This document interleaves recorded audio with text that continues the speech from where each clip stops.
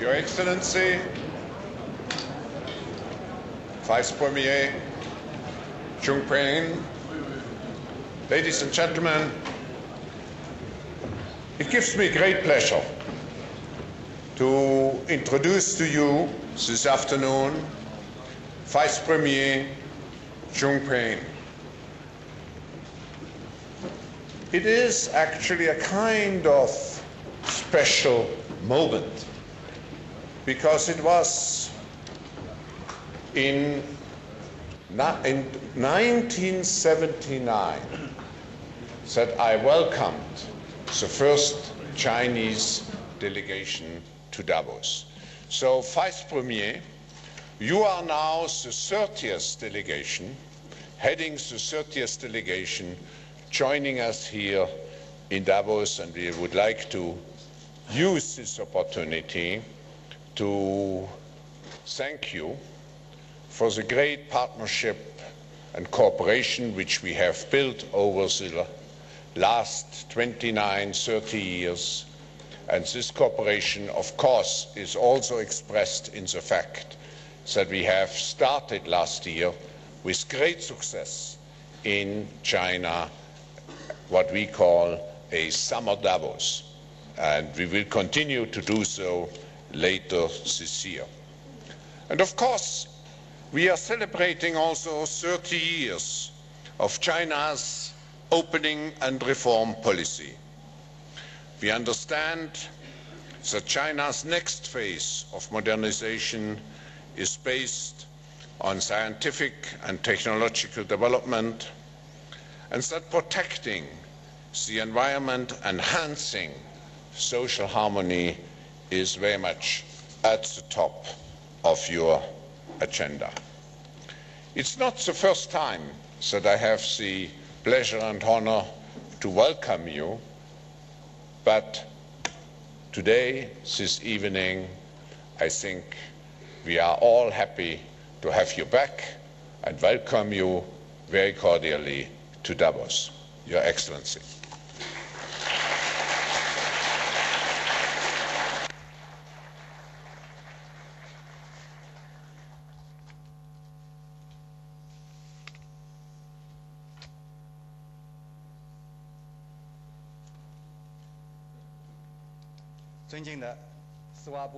Dear Professor Klaus Schwab, ladies and gentlemen, dear friends, I am delighted to be here in Davos once again to attend the World Economic Forum annual meeting 2008.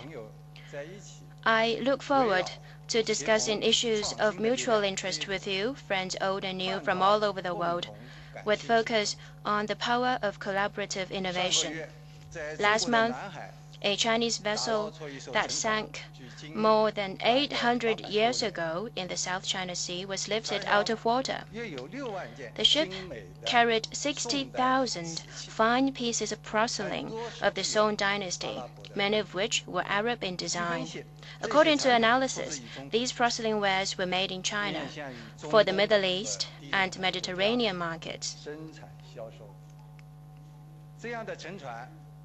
There may be about 1,000 such sunken ships lying on the floor of the South China Sea, testifying to the thriving business along the maritime Silk Road at that time. In the 21st century, economic globalization has gathered greater momentum, international business links have grown increasingly closer, and trade and investment have increased. In the year 2007 that has just passed, the world economy registered a 5% growth. On the other hand, there are many problems still standing in the way of the steady growth of global economy, and they need to be addressed. First, global economic growth faces greater uncertainties. Over the past few days, global stock markets have plummeted, which speak eloquently of how much the market is worried about a possible slowdown or even recession of the U.S. economy. With the increase of financial derivatives products, financial risks spread faster than before, and one single financial and economic event in a country could cause chain reactions in other countries. The subprime mortgage crisis have hurt many transnational financial institutions, and its adverse impact on countries concerned is starting to be felt. We cannot tell yet how far or how long this crisis will be or how much damage it will bring. But we are sure that it is a new challenge to economic stability in the world. Second, the prices of primary products are rising. The already high oil price has kept climbing since early last year, exceeding $100 per barrel due to speculation, depreciation of the dollar, and geopolitical factors. Dropping grain output in some regions and increased production of ethanol fuel in some countries have caused the prices of corn, wheat, and soybean to go up. The prices of iron ore, copper, aluminum, and other mineral resources have also gone up. These prices are still rising and have raised production costs and consumer spending and resulted in more inflationary pressure in the world. Third, trade protectionism is resurfacing. As global trade imbalances aggravate, trade disputes have obviously increased. Some countries have raised non-tariff trade barriers and imposed more restrictions on foreign investment. Such practices have a negative impact on the allocation of resources globally. They hurt the interests of exports, producers, and investors and importers and consumers alike, and will ultimately harm the common interests of all countries. Fourth, global climate change has become a growing concern. The international community has reached general consensus on the adverse impact of the greenhouse effect of the human environment on the human environment. However, the UN Framework Convention on Climate Change, the UNFCCC, and its Kyoto Protocol have not been smoothly implemented, and there are major differences on how to cut greenhouse gas emission. Today, the icebergs in the North Pole and the South Pole are still melting, and the snow lines on the Qinghai-Tibet Plateau are receding. The hard reality of global warming is a wake-up call for all of us. In today's world, China's economy is an integral part of the world economy. Conditions that are conducive to global development present opportunities to China, while negative factors affecting global development are also challenges to China's development. We in China are ready to work with the international community to address these risks and meet these challenges and contribute to economic stability and sustainable development in the world. Dear friends, over the past 3 decades since the reform and opening up in Davos started in China, we have been following the path of building socialism with distinctive Chinese features and achieved sustained and fast economic growth. In recent years, China's economy has maintained strong growth. In 2007, China's real GDP growth rate reached 11.5%, and 12 million urban jobs were created. But China also faces challenges in its economic development, such as urban-rural imbalance, regional imbalance, rather high cost on resources and environment, fairly big trade surplus, excessive monetary liquidity, and price rise.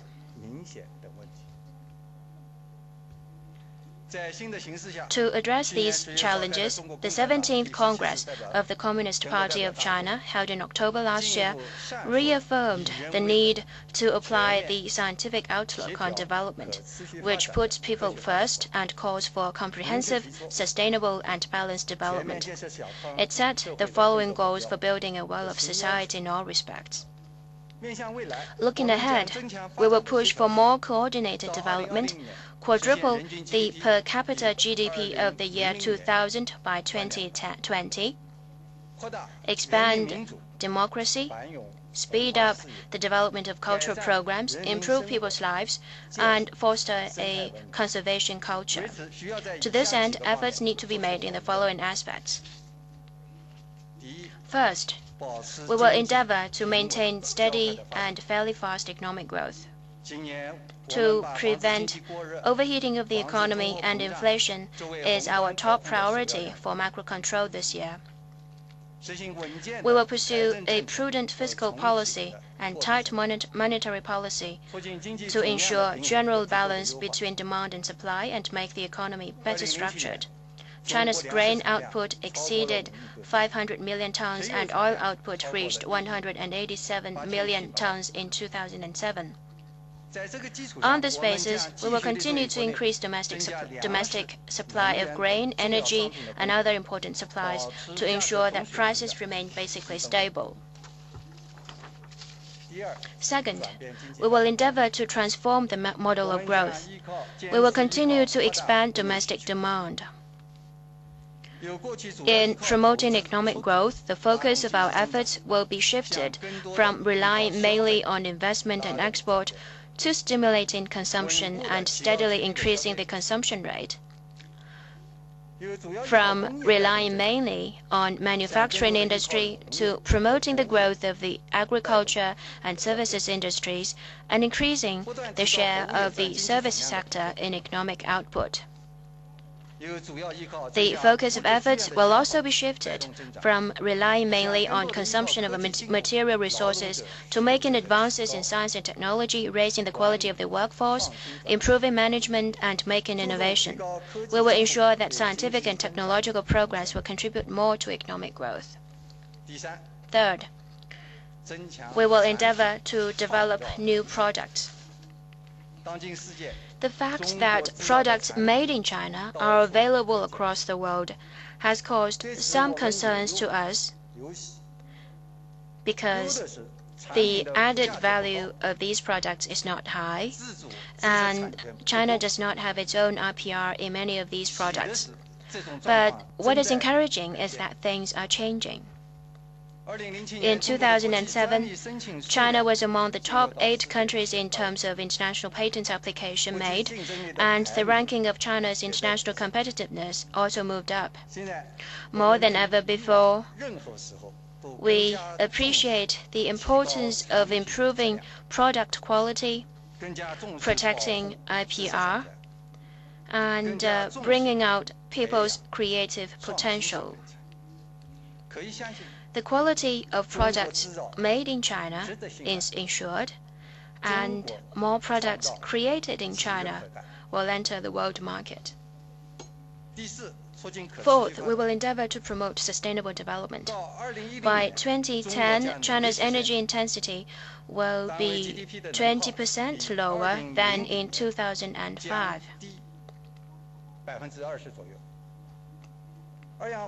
And its SO2 emission and COD will be 10% lower than in 2005.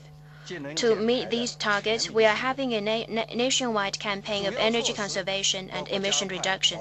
We are quickening the pace to eliminate the backward production capacity of factories high in energy consumption and pollution emission, step up the construction of wastewater and sewage processing facilities, and vigorously develop energy-saving and land-saving housing, and fuel-efficient and green automobiles. The air conditioning of buildings will be kept at an appropriate level, and energy-saving bulbs will be used extensively in the country. Fifth, we will endeavor to deepen reform of China's economic system. In the past 5 years, more state-owned enterprises have been turned into companies of market operations or stock-holding companies, and the non-public sector has grown rapidly. China's labor and capital markets have also registered fast growth. Reform of the RMB exchange rate regime has quickened pace since July 2005, and the RMB has appreciated by over 13% since then. We will deepen reform, encourage sectors of different ownerships to compete as equals and develop together, improve the modern market system, and improve the RMB exchange rate regime with a view to gradually achieving the RMB's convertibility under the capital account. We will also continue to expedite the reform of the government administrative management system, improve the public service system, and social security system. Our eventual goal is to build a well-developed socialist market economic system. Dear friends, opening up is a long-term policy to which China is committed. Since joining the WTO, China has honored its commitments. China's average tariff level has fallen from 15.3% of the pre-accession years to the current 9.8%. We have abolished non-tariff measures, opened up 100 service sectors covering financial, telecommunications, trade, tourism, and transportation, and updated over 3,000 laws and regulations. China is never so open as it is today.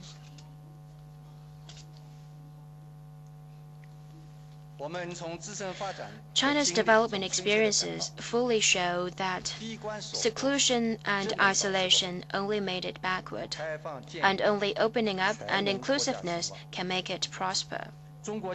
We will continue to promote trade and investment liberalization and facilitation. We will pursue the strategy of building free trade areas and enhance bilateral and multilateral business cooperation. We will improve foreign trade structure and vigorously promote trade in services. We will continue to actively and effectively utilize foreign investment and to introduce advanced technologies and managerial expertise from other countries. We will take a variety of steps to encourage strong Chinese companies to go global. We will appropriately handle trade frictions and investment issues on the basis of mutual respect and consultation as equals. We will energetically develop international cooperation on energy, resources, and environment. We will enhance dialogue with other energy-producing and consuming countries and pursue cooperation in clean energy, renewable energy, energy conservation, pollution control, and reduction of GHG emission.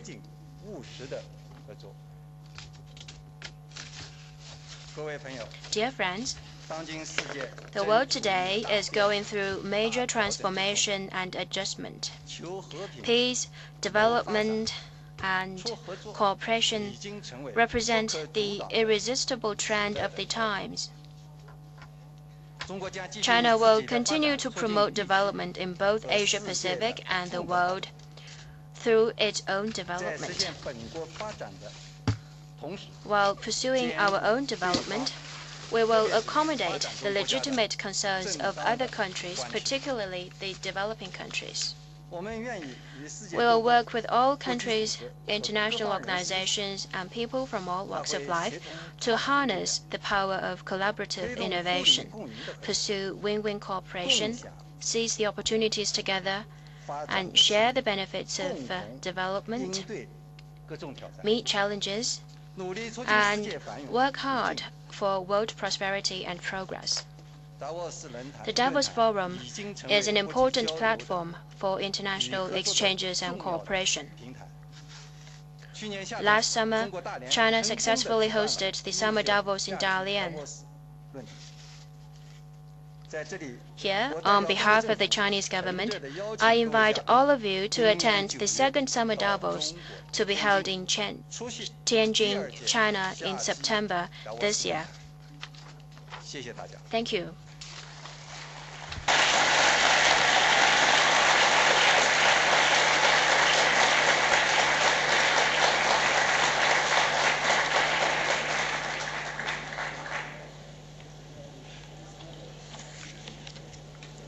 Vice Premier, I had prepared, based on input which I got from a number of you, a list of questions, but I see you have answered all of our questions.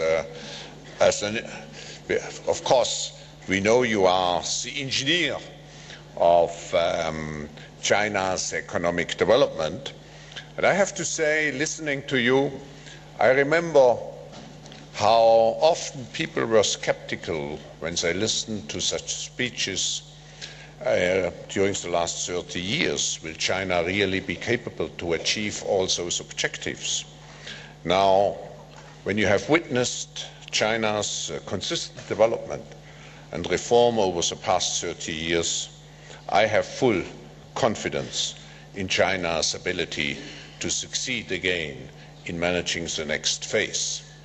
Actually, Vice Premier, when we had luncheon, we said that since we had the first delegation here, China's GDP has grown by a factor of 10.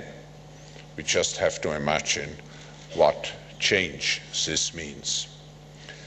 Before thanking you again for your speech, I would like to acknowledge the great participation we have from China here among the participants. You brought in your delegation several ministers, particularly the minister in charge of state-owned enterprises. And I think this is also a new feature of the forums, that we have a number of CEOs from China participating during the full length of the meeting and interacting with us, and particularly to have for the first time a Chinese co-chair of this meeting. So in summary, I would like to thank you again for having joined us, and I would like to thank your delegation, and we are looking forward to the next 30 years of fruitful cooperation. Thank you very much, Vice President.